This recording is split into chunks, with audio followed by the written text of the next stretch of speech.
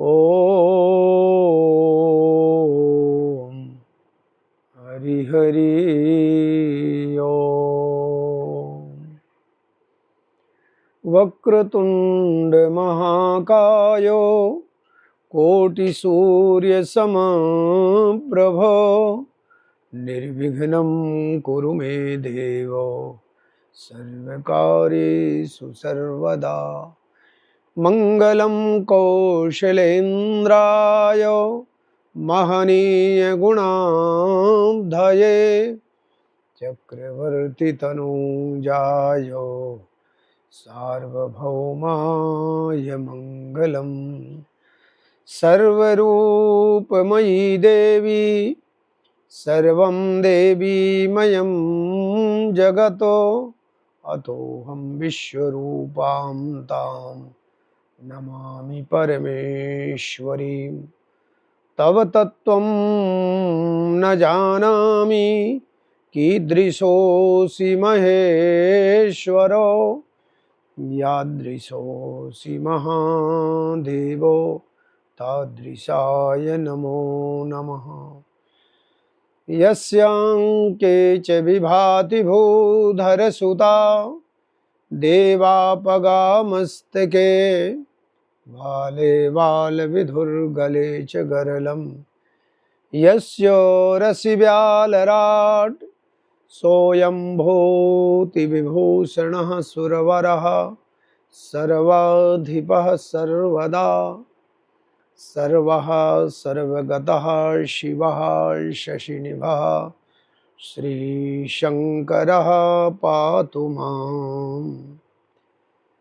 तव माया बस जीव जड़ो संतत फिरहि भुलान तिन पर क्रोध न करिय प्रभु दीन बंधु भगवान।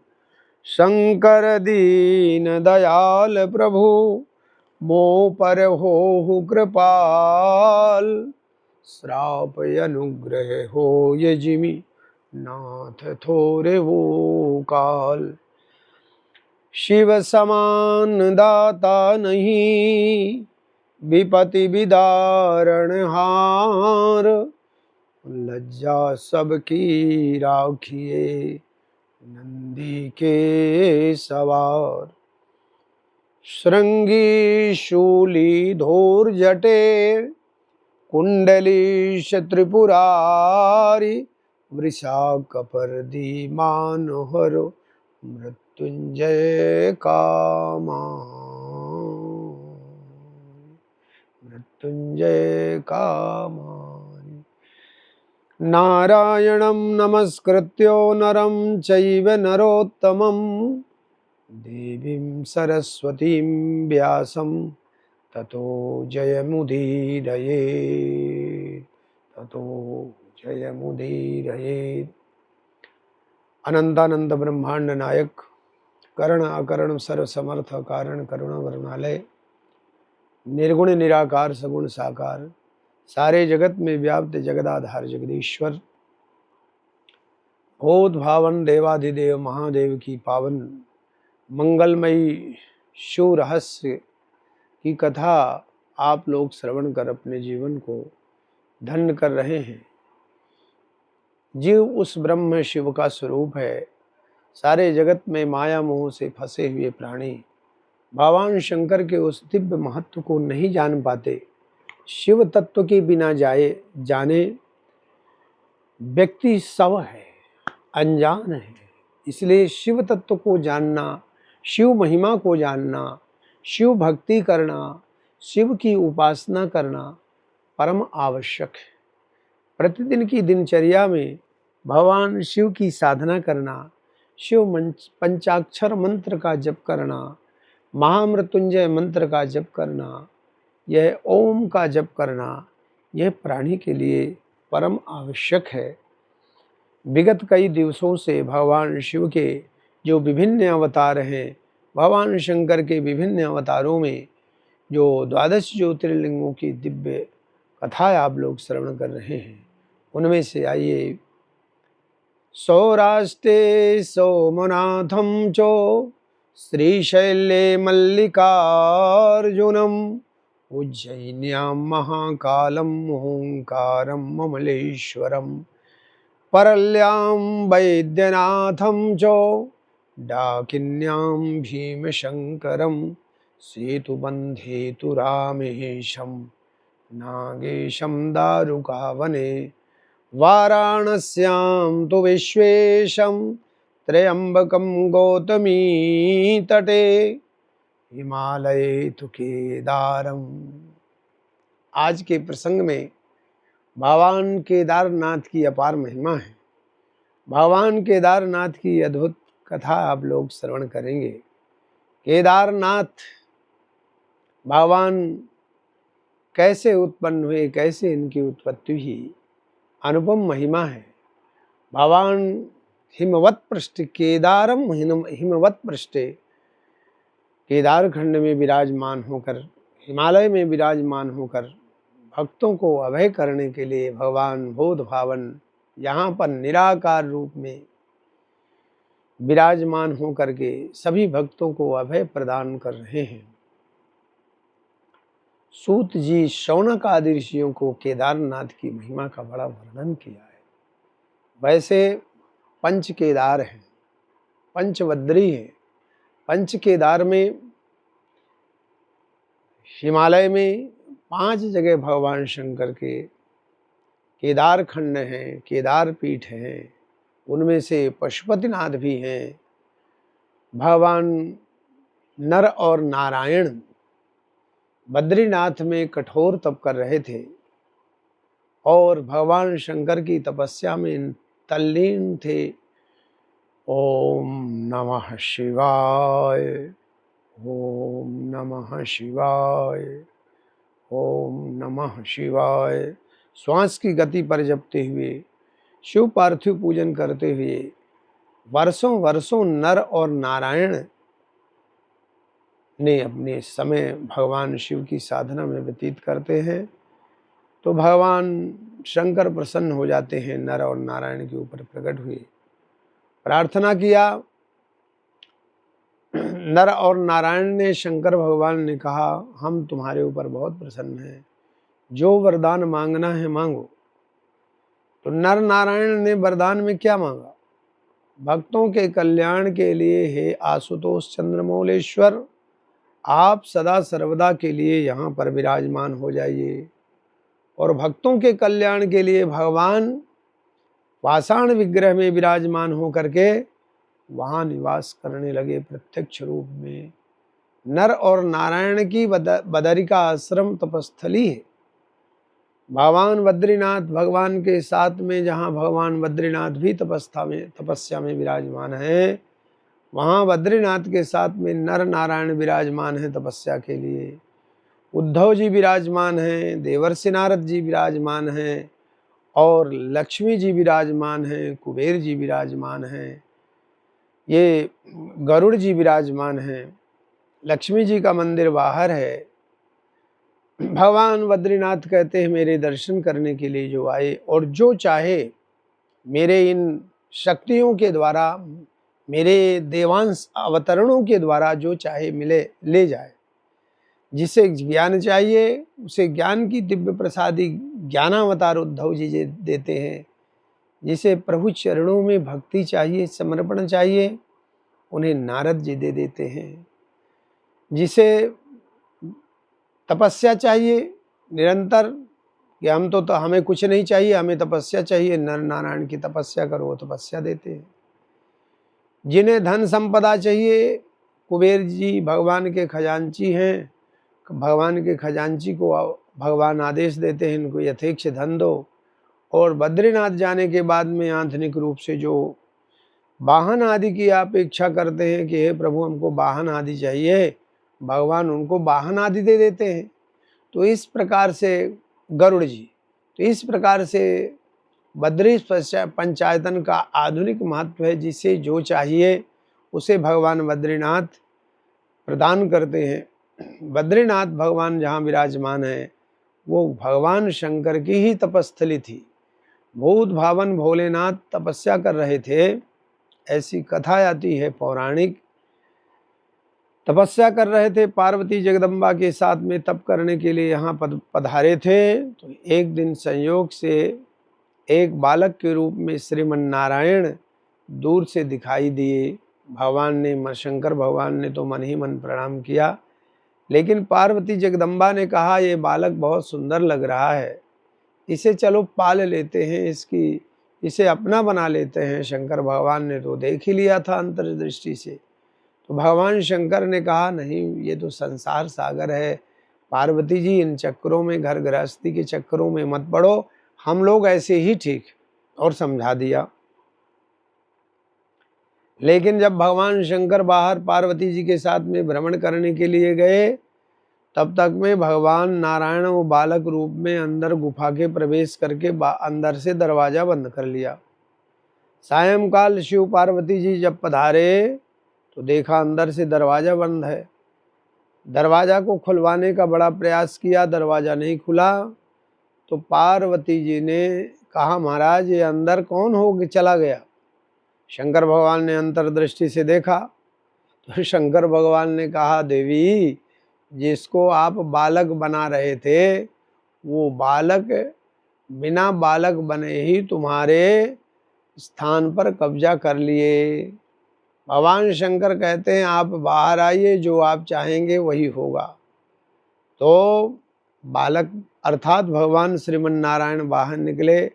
पार्वती शंकर भगवान ने प्रणाम किया। विष्णु भगवान मुस्कुराने लगे, अपने स्वरूप में आए। भगवान शंकर से कहने लगे ये जगह हमको बहुत अच्छी लग रही है, इसलिए आप कहीं अन्यत्र तपस्या करने के लिए चले जाइए, हम अब यहाँ तपस्या करेंगे। तो भगवान श्रीमन नारायण वहाँ तपस्या करने लगे हैं, और भगवान श्रीमन नारायण तपस्या कर रहे हैं, और वहाँ से भगवान भोलेनाथ केदार खंड में चले जाते हैं, केदारनाथ में विराजमान हो जाते हैं। और आज भी केदारनाथ के दर्शन करने का बड़ा महत्व है। पांडवों के समय की बड़ी प्रचलित कथा है कि एक बार पांडव भगवान शंकर के प्रत्यक्ष दर्शन करने के लिए हिमालय में भ्रमण कर रहे थे। देवर्षि नारद मिले, तो देवर्षि नारद से प्रार्थना किया पांडवों ने कि आप कोई ऐसा उपाय करिए कि हमको शंकर भगवान दर्शन दे जाएं। तो देवर्षि नारद ने शंकर भगवान के प्राप्ति की, शिव मंत्र की दीक्षा के साथ में कहा तपस्या करो, और हिमालय में अर्थात यहाँ भगवान शंकर नित्य निवास करते हैं, आपको भगवान भोलेनाथ के दर्शन हो जाएंगे। घूमने लगे, भ्रमण करने लगे, महीनों हो गया भगवान के दर्शन नहीं हुए। तो देवर्षि नारद फिर से प्रकट हुए।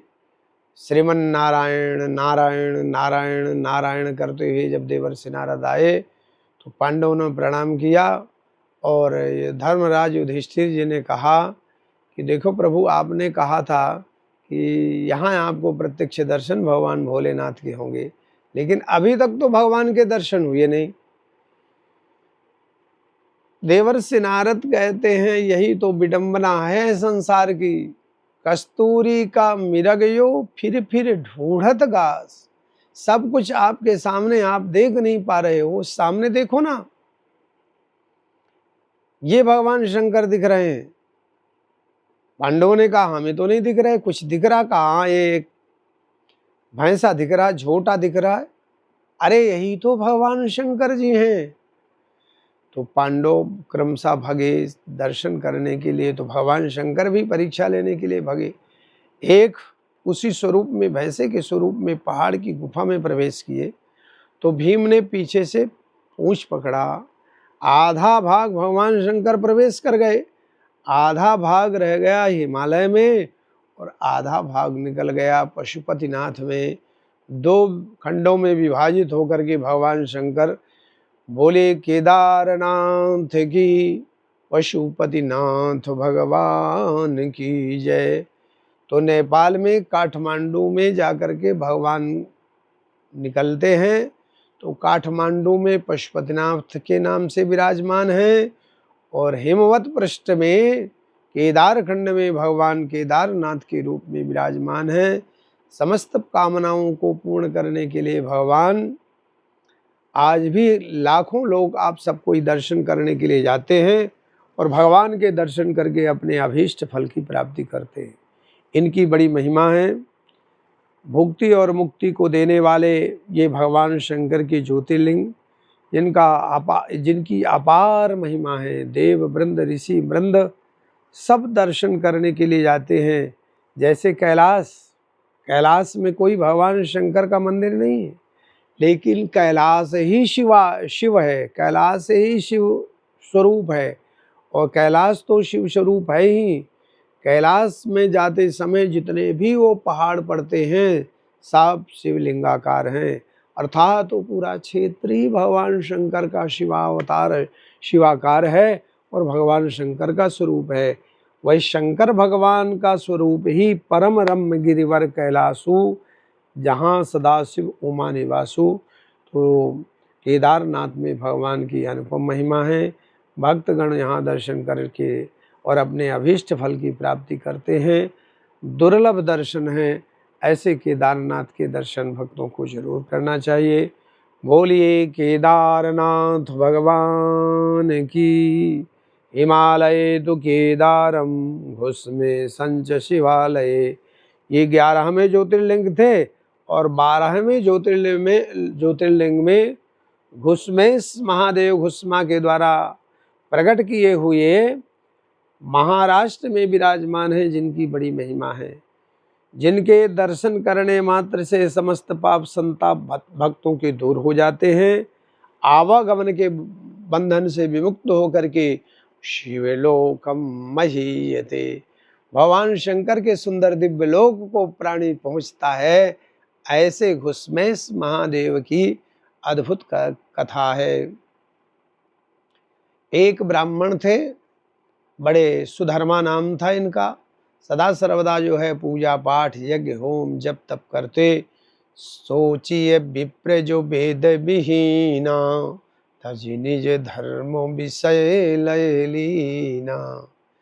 ब्राह्मण को चाहिए कि सदा सर्वदा जो है वेदों का स्वाध्याय करें और संध्या वंदन जरूर करें, पूजा पाठ करें। सभी को पूजा पाठ करना चाहिए, लेकिन एतद्देश प्रसूतस्य सका सादग्र जन्मनः स्वं स्वं चरित्रम शिक्षेरन पृथिव्याम सर्वमानवा। काश्मीर से कन्याकुमारी तक का उत्पन्न अग्रज कौन है? ब्राह्मण है। इनके पद चिन्हों पर चलने वाले लोग भोग और मोक्ष को प्राप्त करते हैं। भोग को प्राप्त करेंगे कैसे? जब देवी देवताओं की आराधना हो, माँ भगवती की आराधना हो, भगवान शंकर की आराधना हो। यत्रास्ति भोगः नहि तत्र मोक्षः, यत्रास्ति मोक्षः नहि तत्र भोगः। देखो, माँ भगवती जगदम्बा की बात आती है तो जगदम्बा राजराजेश्वरी त्रिपुर सुंदरी जो मणिद्वीप में विराजमान रहती हैं, जिनकी बड़ी अपार कृपा होती है, जो चराचर जगत की स्वामिनी है, जिनसे समस्त शक्तियों का प्रागट्य होता है।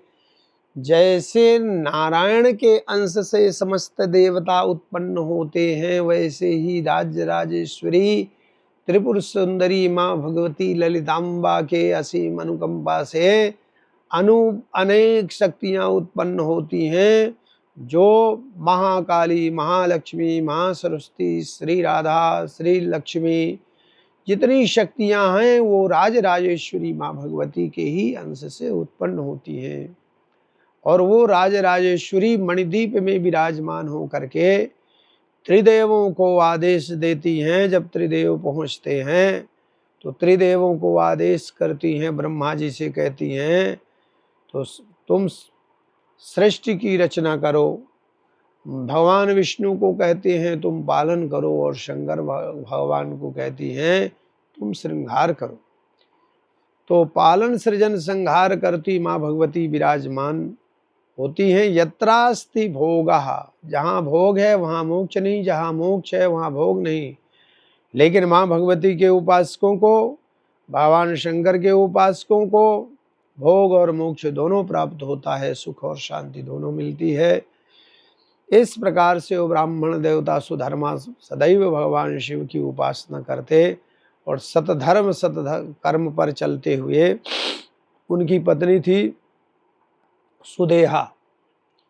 दाम्पत्य जीवन बड़ा व्यवस्थित चल रहा था। इनके कोई संतान नहीं हुई। पूजा पाठ यज्ञ होम जब तक अनुष्ठान उपाय आदि सब कुछ कराने के बाद जब इस पत्नी की कोई संतान नहीं हुई तो बेचारी दुखी रहने लगी। ब्राह्मण देवताओं के समझाने के बावजूद भी जब उसका दुख दूर नहीं हुआ तो एक दिन ब्राह्मण देवता से कहती, आप कोई न कोई उपाय करो।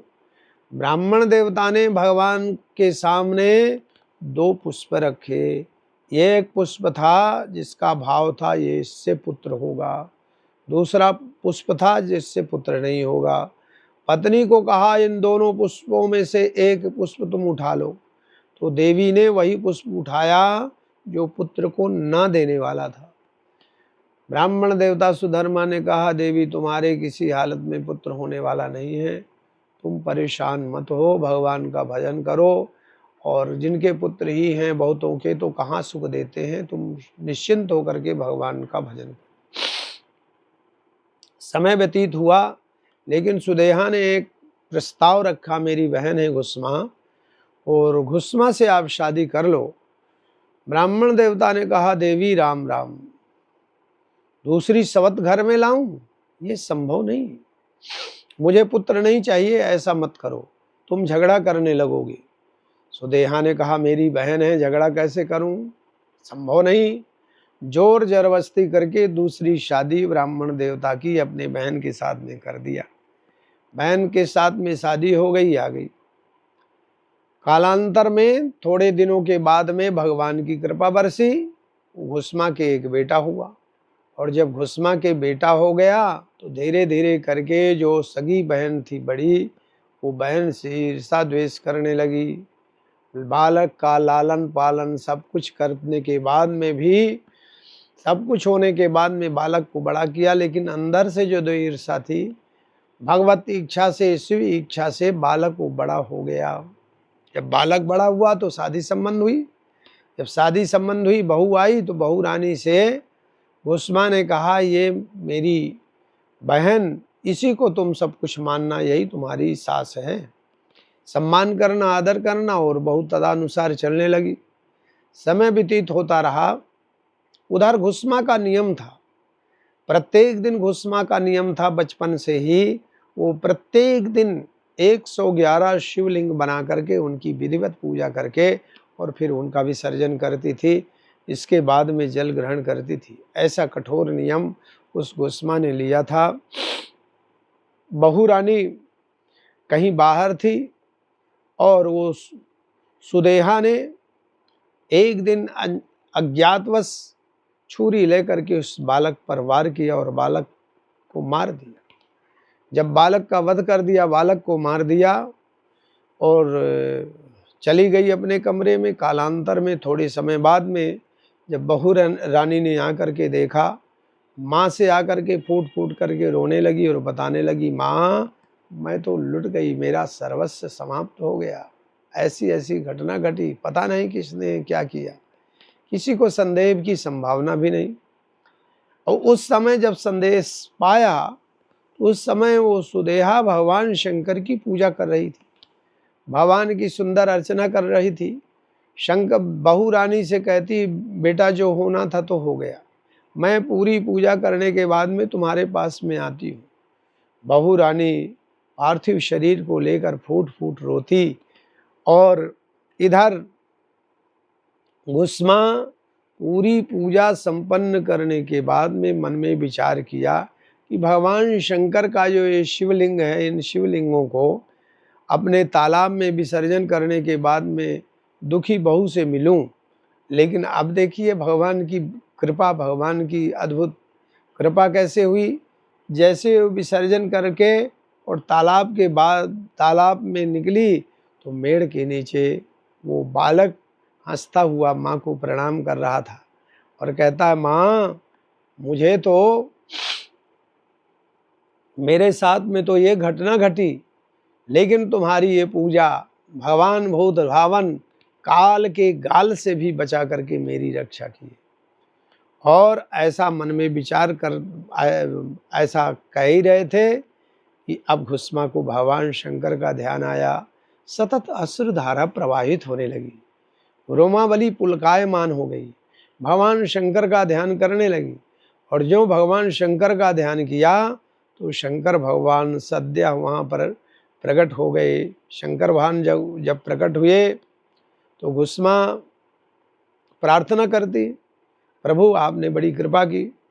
भगवान शंकर कहते, घुस्मा तुम्हारे बालक के साथ में तुम्हारी सौत ने बड़ा अन्याय किया है, इसलिए मैं तुम्हारी सौत को मार देता हूँ।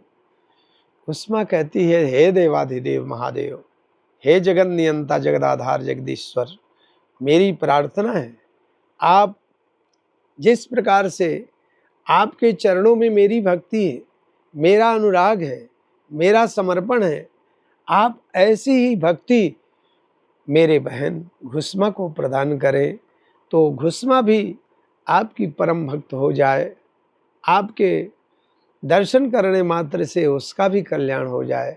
भगवान शंकर बहुत प्रसन्न होते हैं और भगवान शंकर कहते हैं, धन्य हो देवी तुम घुस्मा, जो तुम्हारे बच्चे को मार दिया हो और तुम उसे अभय वरदान देते हो। तुम्हारी उदार मना से मैं बहुत प्रसन्न हूँ, जो कुछ भी तुम्हें मांगना है मांगो।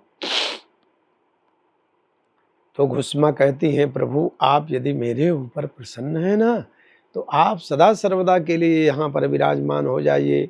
और देखते देखते भगवान शिवलिंगाकार के रूप में वहाँ पर विराजमान होकर भगवान शंकर कहते हैं, मेरे शिवलिंग का नाम तुम्हारे नाम के साथ में जुड़ा हुआ रहेगा। घुस्मेश महादेव इनको कहा जाएगा, घुस्मेश्वर। बहुत लोग कृष्णेश्वर महादेव कहते हैं।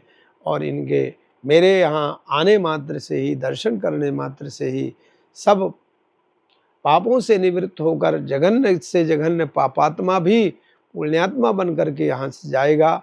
आज भी भगवान की कृपा से महाराष्ट्र में घुस्मेश्वर महादेव के रूप में भगवान शंकर विराजमान हैं। इस प्रकार से इन 12 ज्योतिर्लिंगों की जो दर्शन अर्चन वंदना करते हैं उनका जीवन धन्य हो जाता है। ज्योतिर्मयम द्वादशलिंग का नाम शिवात्मनाम प्रोक्तमिदं क्रमेण। इन 12 ज्योतिर्लिंगों का के दर्शन करने मात्र से समस्त पाप नष्ट हो जाते हैं। इस लोक में सुख है और परलोक में भी सुख और शांति को प्राप्त होता है जीव। इसलिए सदा सर्वदा के लिए इन 12 ज्योतिर्लिंगों के दर्शन का तो पुण्य है ही है। 12 ज्योतिर्लिंगों का जो नाम ले लेता है उनको सप्त जन्म कृतम पुण्यम सप्त जन्म कृतम पापम, 7 जन्म के पाप नष्ट होते हैं और शिवलोकम महीयते, भगवान शंकर के सुंदर दिव्य स्थान को निवास करता है। इसलिए 12 ज्योतिर्लिंगों की कथा आप लोगों ने श्रवण की। कल की कथा प्रभु की, आज की कथा तो ललितांबा निकेतन आश्रम हरिद्वार की पावन धरती अर्थात गंगा के पावन तट से आप लोग श्रवण कर अपने जीवन को धन्य कर रहे हैं। कल की कथा भी ललितांबा निकेतन आश्रम हरिद्वार में ही प्रभु की कृपा रही तो होगी। और परसों की कथा प्रभु की कृपा रही तो पावन नर्मदा के पावन तट पर से कथा श्रवण कर अपने जीवन को धन्य करेंगे। इन कथाओं से समस्त पाप दूर होकर हमें भगवान शंकर के चरणों में अनुराग मिलता है, भक्ति मिलती है, दिव्य हमारे अंदर प्रकाश की अनुभूति होती है, विकार से रहित हो जाते हैं। इसलिए तदानुसार चलने से हमारे समस्त मनोरथ पूर्ण हो जाते हैं। तो इस प्रकार से इन 12 ज्योतिर्लिंगों का महत्व भगवान शंकर को समर्पित हो रहा है। ये 12 ज्योतिर्लिंगों के कथा श्रवण का महत्व जिन लोगों ने, आप लोगों ने, जो भी श्रोतागण इसे कथा श्रवण करेंगे, कर रहे हैं, उन्हें इनका पूरा लाभ मिलेगा। सौराष्ट्रे सोमनाथं च श्रीशैले मल्लिकार्जुनम् उज्जयिन्यां महाकालम् ओंकारं ममलेश्वरम् परल्यां वैद्यनाथं च डाकिन्यां भीमशङ्करं सेतुबन्धे तु रामेशं नागेशं दारुकावने वाराणस्यां तु विश्वेशं त्र्यम्बकं गौतमीतटे हिमालये तु केदारं घुस्मे सञ्च शिवालये एतानि ज्योतिर्लिङ्गानि सायं प्रातः पठेन्नरः सप्तजन्मकृतं पापं स्मरणेन विनश्यति। ॐ नमः शिवाय। ॐ नमः शिवाय। ॐ नमः शिवाय। ॐ नमः शिवाय। ॐ नमः शिवाय। ॐ नमः शिवाय। ॐ नमः शिवाय। ॐ नमः शिवाय। ॐ नमः शिवाय। ॐ नमः शिवाय। ॐ नमः शिवाय। ॐ नमः शिवाय। ॐ नमः शिवाय। ॐ नमः शिवाय। संस्थान के द्वारा गुरु पर्व के कार्यक्रम विभिन्न स्थलों में रखे गए हैं। प्रथम गुरु पर्व 15 जुलाई ललितांबा महाशक्तिपीठ रामपुरवा धाम, समय 10 बजे से 12 बजे तक। प्रथम गुरु पर्व महोत्सव वृंदावन आश्रम 19 जुलाई, समय 10 बजे से 12 बजे पर्यंत। और बृहद गुरु पर्व महोत्सव गुरु पूर्णिमा महोत्सव 21 जुलाई श्री राजधानी श्री शिव मंदिर राजधानी इंक्लेव प्रीतमपुरा दिल्ली में संपन्न होने वाला है। गुरु भक्त गुरु महत्व को जानने के लिए गुरु जी ने जो साधना किया उस साधना के दिव्य प्रसाद को पाने के लिए अपने अपने गुरुदेवों के यहाँ जा कर के गुरु महिमा को जाने, गुरु आशीर्वाद प्राप्त करें। हरि ओम। शांति शांति।